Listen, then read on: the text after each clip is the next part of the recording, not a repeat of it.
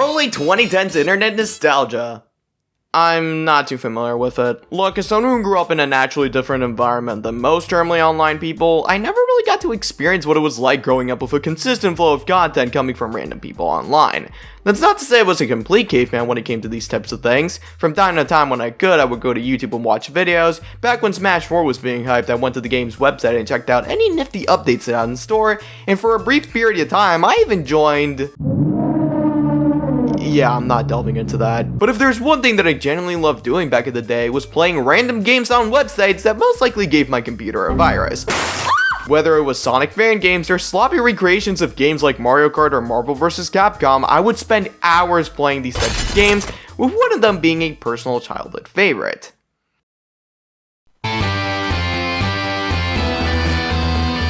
If there's a song that brings back my early 2010s nostalgia, this is probably the first thing that'll pop into my head. I don't think I need to explain what Happy Wheels is. It's a game that changed the face of gameplay videos on YouTube forever, generating a loop of success that impacted the lives of the person that made the game and even the content creators that played it, thanks to the game's absurd visual style and its gory yet endlessly replayable gameplay. And even though it hasn't received any meaningful updates since 2020, even now in 2024, the game is being rediscovered by content creators and the general public. So with that type of popularity, you may have expected it to be a giant franchise by now, but it really isn't. Outside of a few updates, the game is still virtually the same as it was back in 2010. There's a sequel that was being worked on since 2012 and it's still apparently in development. And as the title of the video suggests, it also got its very own animated series. Yes, this is real. And you know what? If I can make people care about one shitty thing that was popular in the early 2010s, then why not run it back and do it again?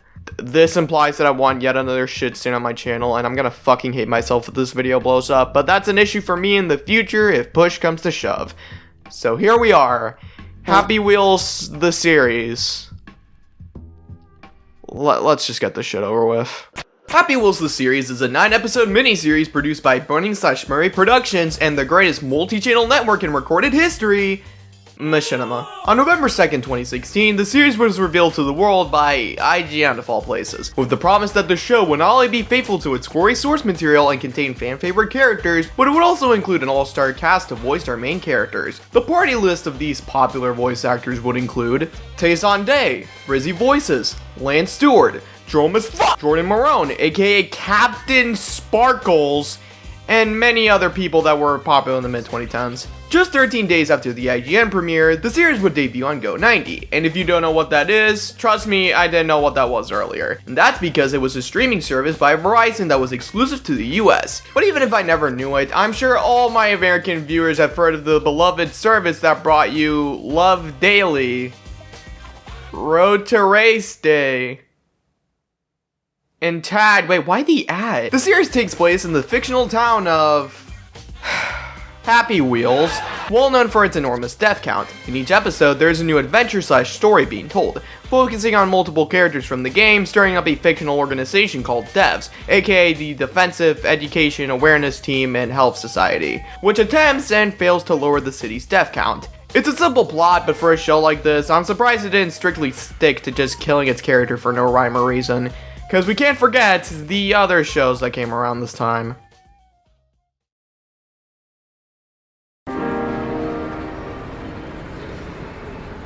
When content creation was starting to gain traction from hundreds to millions of people in the early 2010s, big and small companies and conglomerates were quick to capitalize on anything with YouTubers involved. Some of the YouTubers that would first come to mind for this would be Fred, The Annoying Orange, or Smosh. But even without a high TV or movie budget, any company can pick up any talent for any idea. Of course, this would seem like a win-win for both parties to gain more attention and money, but most of it was shit. I mean, when you have a brand new online space surveyed by old TV executives, their experience with content creators couldn't be more narrow, because the fact they couldn't see how a gimmick could never match a regular TV or series runtime is crazy. Smaller online studios, on the other hand, well, yeah, they still weren't the best back then either. While a small online indie group wouldn't be able to have the business expertise a big company would have, they would also prove to have rookie levels in making shows as well, because of the aforementioned gimmicks. I mean, say what you want to say about Happy Tree Friends, but even if the gruesome jokes can lose their effect, you gotta admit the creative devs give it more of an edge that I can personally respect, compared to other shows. Then there's the lesser known Part-Timers, a show starring Ian and Anthony from Smosh where they work at your usual Chuck E. Cheese ripoff and they get into wacky shenanigans in each episode. They take the route of workplace humor for the show, but even if the jokes never got to properly land, they were at the very least decent because the jokes were enhanced by the main cast dynamics. That would make it an attempt at something compared to others. Finally, there is... Are you fucking kidding? Your favorite Martian in the animated series is... We'll take a wild guess, huh? Yeah, it never really got much attention outside of its fan base. And for good reason too, because on everybody's soul, this show is absolutely dog shit. But there is one thing I'll give the show props to, and that's giving its side characters expansion. For a franchise that is mainly expanded on Puff Puff, the show giving the side characters just as much screen time gives the show more charm than expected. Yeah, I'm not doing the joke again. So as you can see, if you're ever popular in the early 2010s, regardless if you were on TV or not, these shows were usually destined to fail. But there's hope Happy Wheels the series can defy all expectations and be... great. Episode 1 starts to introduce the main cast of characters with 5 different short scenes. And when I say short, I mean really short. The episodes are like 3 minutes and everything. Right off the bat, the show's trying really hard to be over the top with the gore. Which, yeah, I get it's part of what gained the game its charm. But in a show form, it being the punchline would drag on for longer than it needed to. I do think that the devs were kinda creative, I guess. But it doesn't change how it felt better to just have them die as silent video game characters than actual characters in the show. Speaking of, the characters in the show would have either some kind of catch to them or just be self-explanatory. For example, Lawnmower Guy is old and wise, but he unintentionally kills people. Wheelchair Guy is also old, but he likes to drink and do drugs. The effective shopper is effective cause she's fat. Irresponsible Dad. Yeah, I'm really curious to why that's his name. And of course, Segway Guy's gotta be a dick. Cause for sure, every guy on a Segway has to be cocky in some way to substitute their small dick. But the introduction is the most substantive I can explain for the first episode. To be honest, if I were to rank this, 2 out of 10 I guess. Episode 2 is about a race with the main characters from the first episode. We have some great moments such as characters shitting themselves, characters dying, irresponsible dad having a wife, characters getting injured, you know, very integral bits. Once the race ends, King Harold, you know, Tain Sande, tries to present the award. Before one of the announcers asks the king about all the death traps everywhere, King Harold brings up the possibilities of a zombie apocalypse, but of course, it doesn't mean shit. The main group knows it doesn't mean shit, and even when starting their anti-death campaign, deaths, they still cost deaths in the process. So, you know, the group doesn't mean shit! Yeah, it could have been interesting, but I think they phoned it real good before the pilot. And maybe, just maybe, the deaths might get worse. 1 out of 10.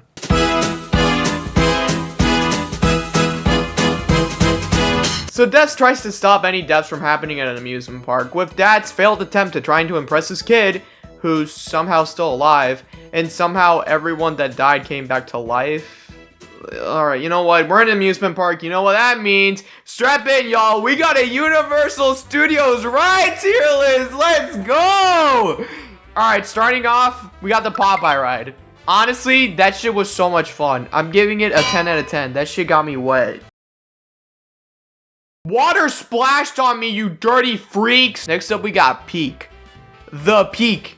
Nothing peaks higher besides, you know, the big man upstairs. We got the Spider-Man ride. Fun fact for all my amazing followers and viewers that my bias for this ride is confirmed because of my ubertism. Minion Mayhem. Isia's 7 out of 10 of my life. It was actually better than I expected for him in Despicable Me ride, to be honest. Which is definitely better than the Fast and the Furious ride, because that's an easy 2 out of 10. And wait, why did it cut there? Oh, right, I'm talking about Happy Wheels, the series. If I really had to rate this episode, 3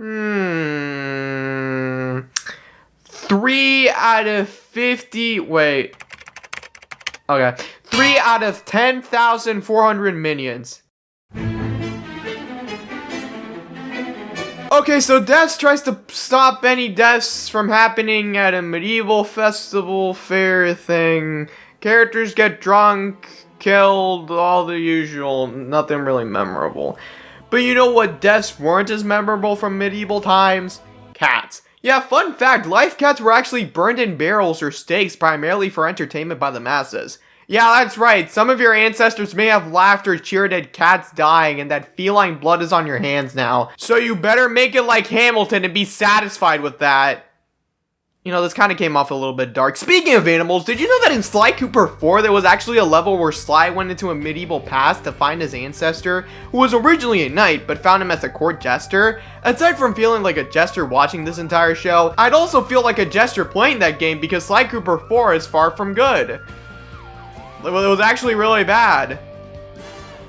You know, just like the show, I will say, it was interesting looking back on that game when it presented the code XXXIV for some reason. It's kind of weird. Anyways, this episode gets Sly Cooper through 34 out of 10. Okay, so Deaths tries to stop any deaths from happening at the mall. But with a twist, they get distracted and try and buy the newest game console instead. It is a very slightly interesting detail how the town's death count went from over 800 from 2 episodes from going to 1900 by this point in the show.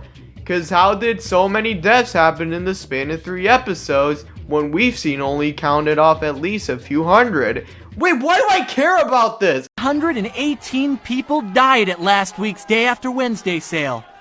Isn't the day after Wednesday called Thursday? Shut your bitch. Anyways, back to the episode. Everybody died.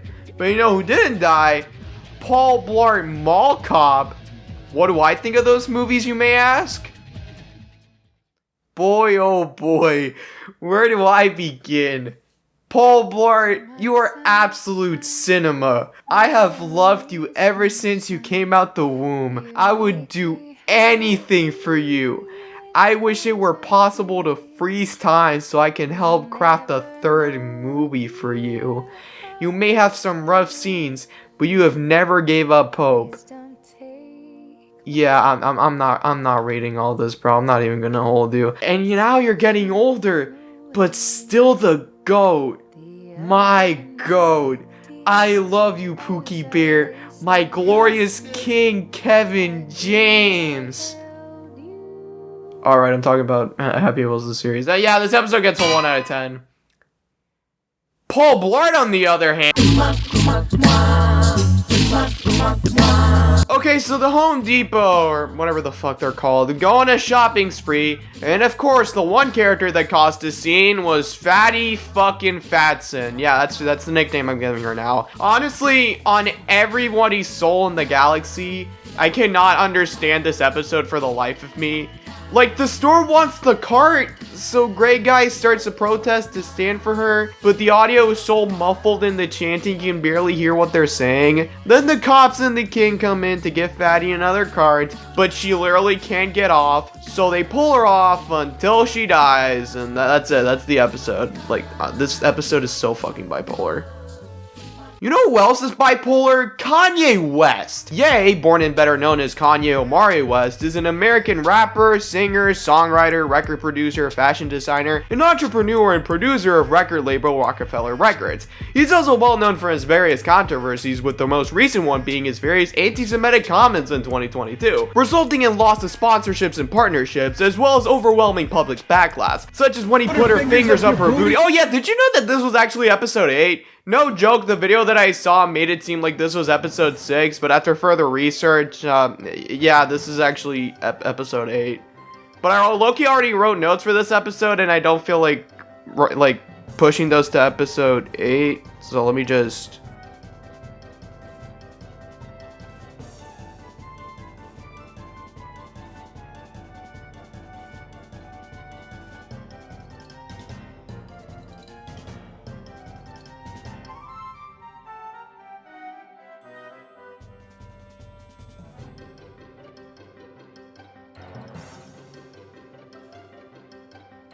Yeah. Anyways, I'm thinking a light to decent 1 on this episode.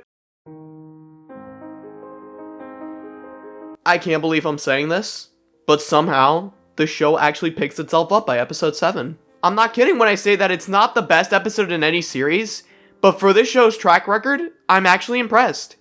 Future me, fade to black. Viewers, close your eyes and think. Think of an actually good episode of Happy Wheels the series. 'Cause it doesn't exist! Well, kinda. Yeah, remember when I said the show was lost media till this year? That's semi-true because episode 7 has yet to be found. The only thing that has been found out about this episode is a few screenshots and the episode script, which I would read if it was any other show, but this thing, no, I'm not touching this. Anyways, I give this 10 heart attacks out of 10. Episode 6 of 86, whatever, talks about the Depths group collecting a butterfly, and the only notable fact about this episode is that the death scenes go on for longer than they need to. Honestly, how much can one thing go on for? This is probably the most upfront I could be about my shit, because honestly, I'm not even trying to beg, it's more so an audio log about my feelings right now. I honestly hope that the quality of my content actually reaches people. It's been getting hard to keep up with content while I've been in college and with my actual job. But honestly, it feels more like an excuse saying something like that. Day after day, content creators have been getting fucked over by the algorithm from its consistent changes, and it feels like a pain to keep up with that. While that too also feels like an excuse, it at least feels more genuine to me. I can only wish that if I ever quit making content, I can only hope that there's some spark of hope that actually starts something great because of my content. Maybe something can come up while I make content, and maybe I can tell the story of this channel and what I've done for years to come, starting out as an aspiring creator all those years ago. But will I ever know? Who's to say? Time will only tell. You know what time can't tell, though? The fact that this episode is a 2-pack of ass! Negative score out of fucking 10, this is genuinely pointless.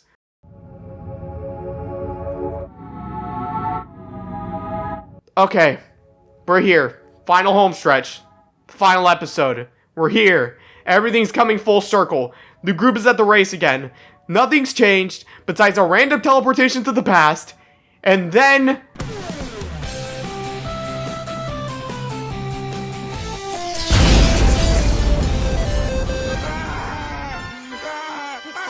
Ladies and gentlemen, this is the best episode of Happy Wheels the series. Like, this has gotta be the reincarnation of Spider-Man the Universal ride because this is absolute cinema. You think it's cinema because it's ended? No, my dear viewer. It's actually the best episode because it had the only funny joke in this show because they thought they were gonna get renewed.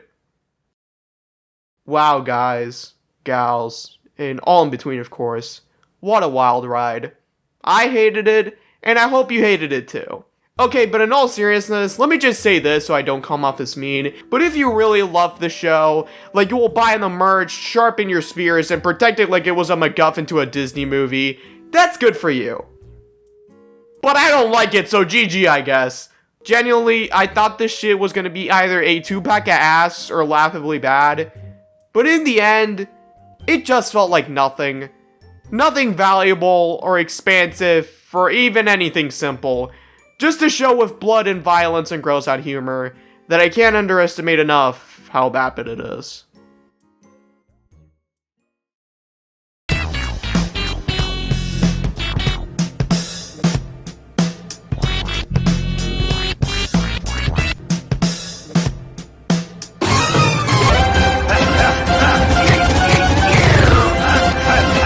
Bro, that was so funny.